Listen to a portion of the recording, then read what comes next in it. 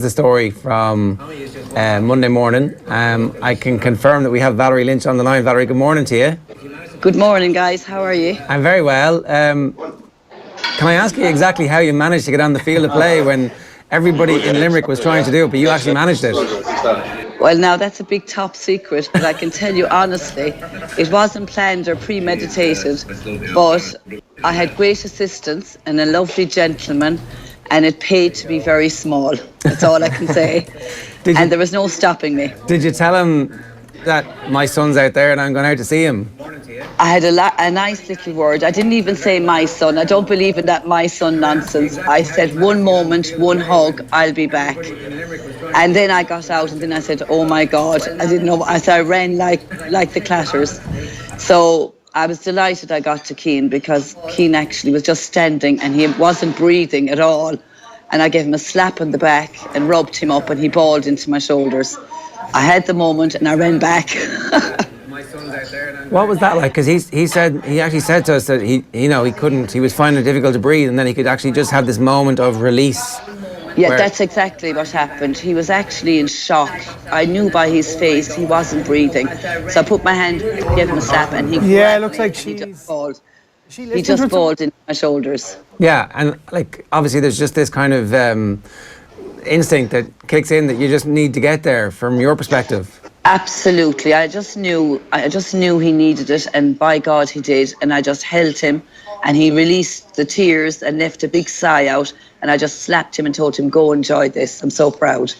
And I ran off. I want to just play you this as well, because this is obviously not the very first time that you've managed to make it onto the field of play. Here is your brother talking to Pat Kenny on Monday morning about his own experience of you meeting him after an All-Ireland final. Have a listen. This is Cian Carey talking on Monday. But I see a lovely picture this morning, actually. Cian Lynch's mother, Valerie, who's my sister, and she's given him a big hug. And I can remember 96, she was the first person I met on the field, and it was a total opposite. So it's kind of ironic. And that picture at the time at the front of the Limerick leader as well. So, it was fantastic for him. Yeah, now we found that picture from the Limerick leader, and the Limerick leader actually thought it was Cian Carey's wife at the time, but it was you. And clearly that was an instinctive kind of thing as well, where you just wanted to get out to your brother to help him. Oh, indeed, I can remember that day very well. It's where we were actually sitting, and he was only a couple of yards from me, and he was outstanding. I remember that game quite well, and I just jumped that barrier and he fell into my arms. But they all said it was Miriam, and I didn't mind, but it was just a lovely moment because I felt the pain. But it was ironic because he was crying for the loss, but Cian was crying for the win. But I'm a huge Cian fan and Pa fan and a Limerick fan, so it means everything. It does mean everything. It's a huge family. It's historic, It is fiercely emotional. Of course it is. The whole thing, yeah. And I'd say it hasn't stopped at all since, the victory is kind of the start of it, but it's all the stuff that happens afterwards as well that kind of brings home to you just how important the whole thing is to the community. It's huge. I can tell you, we're exhausted from emotions. We were in bed. I can't even catch up on the sleep. But the build up to the match, you're buying into the whole thing. But it's a big difference being a sister fan and a mother fan. I miss being the mad fanatic Limerick fan, because you have to rein it in and hold it all.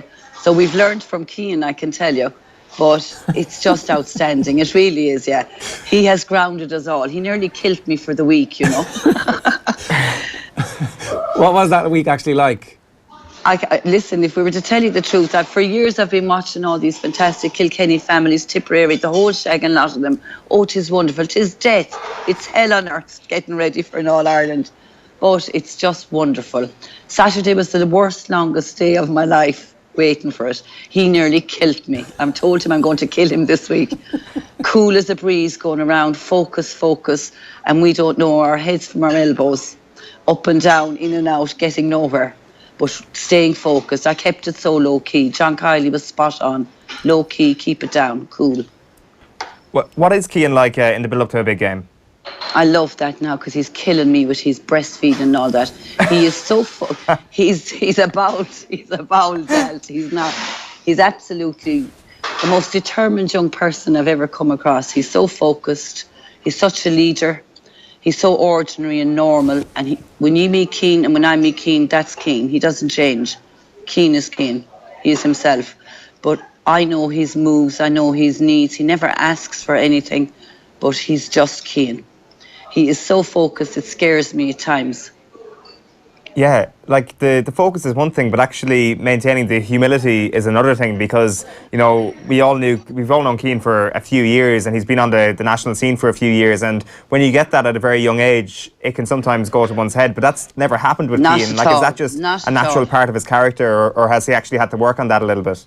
He has been like that, I'd say, since he's playing hurling. He started with his father under 2 and 3 puck and ball. I think getting involved with soccer at a very young age, professionalism, unbelievable. He's fierce humble, he's fierce soulful. I'd be so excited after winning a match. Relax, ma'am, nothing won yet. He just has those lines.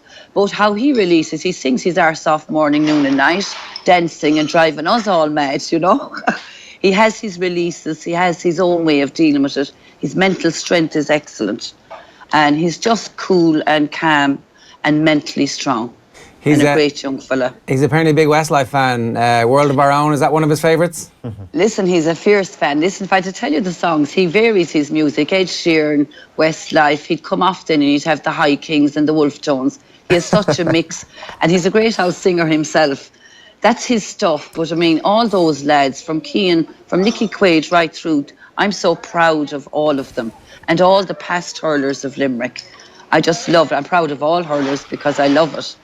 But at the end of the day, it's the way they hold themselves. I mean, I had no doubt. I fell into the belief mode, but I believed it this time.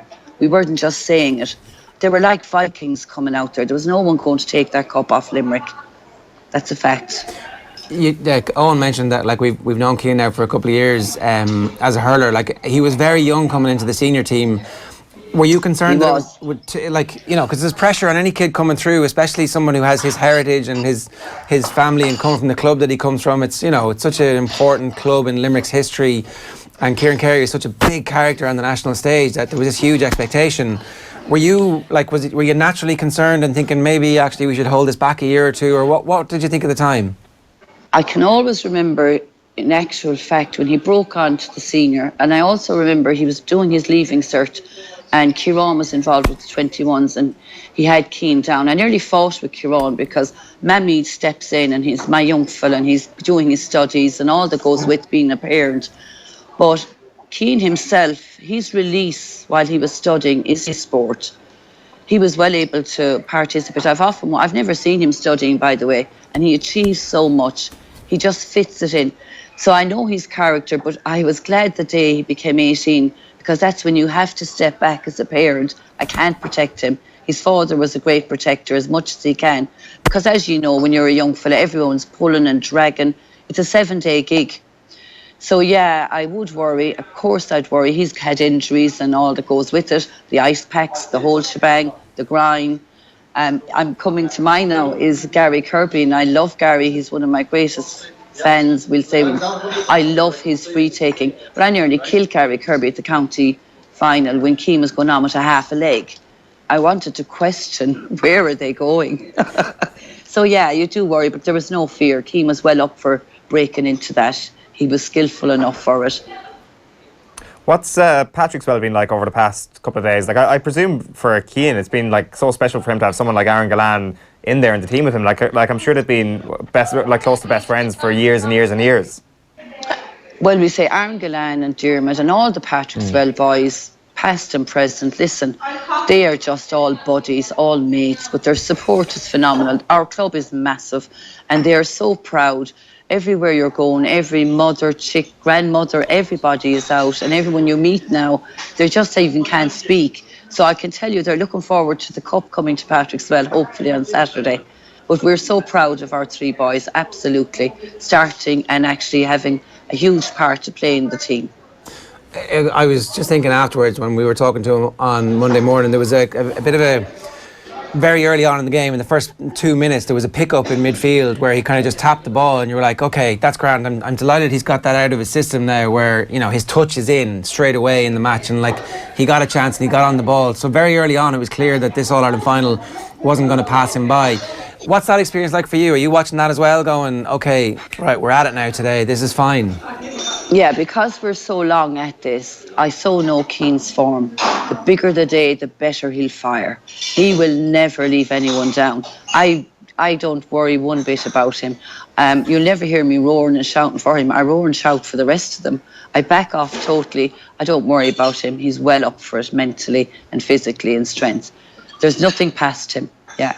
Can you relax at all in these games? I'm very lucky. I'm always up in the disabled section of all the parks with my great friend Jim Hurley. It's just as well because no one likes to sit beside me because I roar and shout. So he's always bruised. So I'm exceptionally relaxed, but I have made great friends. And on that note, a big shout out to Paddy English, Rich English's dad, who isn't very well, but we missed him terribly at the match. So we'd all be up in the disabled section and they all knew where I was going when I took off on that most 7 minutes to go. Walking down the steps, remembering awfully, remembering 96, and I kept going because I knew we were going to do it. Even when the goals are going in, I still knew. Right. No, I still knew. I still knew we were not going to. There was going to be a Viking out in front of those goals. Poor Joe Canning, who I love hurling. He's an outstanding young man. That was a fantastic. He played brilliant. But that ball, if that was to lob in the square, anything could have happened.